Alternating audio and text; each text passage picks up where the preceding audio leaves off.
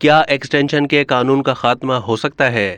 انصار عباسی کی 15 اکتوبر 2022 کی خبر کے مطابق حکومت کے اندرونی حلقوں میں یہ بات ہو رہی ہے کہ ڈیفنس فورسز ایکٹ میں 2020 میں متعارف کرائی جانے والی ان ترامیم کو ختم کیا جائے جو وزیر اعظم کو سروسز چیفز کی مدت ملازمت میں توسیع کا اختیار دیتی ہیں۔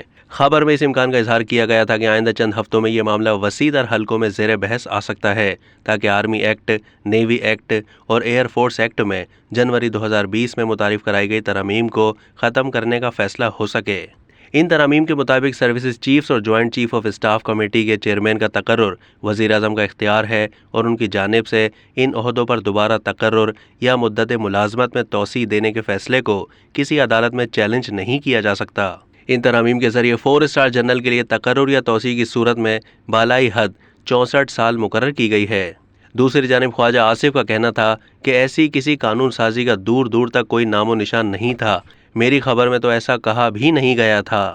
انصار عباسی کہتے ہیں کہ ابھی یہ ابتدائی سٹیج ہے، اس پر بات چیت ہوگی اور میری ذاتی رائے میں نئے آرمی چیف کی تعیناتی کے بعد اس قانون میں تبدیلی کرنے کا فیصلہ ہوگا، جس کے لیے تمام سیاسی جماعتوں میں مشاورت ہوگی۔ مریم نواز ان ترامیم کے حوالے سے، جس کو نون لیگ نے بھی مکمل طور پر سپورٹ کیا تھا، کہہ چکی ہیں کہ وہ اس گناہ میں شریک نہیں تھیں۔ سن 2020 میں کی جانے والی ان ترامیم کی نہ تو فوج کی طرف سے کسی خواہش کا اظہار کیا گیا تھا، نہ ہی حکومت یا پارلیمنٹ کی کوئی ایسی سوچ تھی۔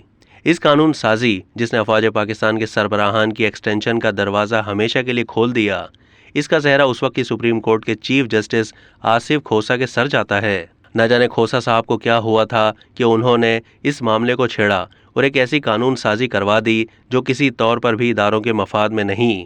ایکسٹینشن ایک قانونی آپشن نہ کبھی تھا، نہ ہونا چاہیے۔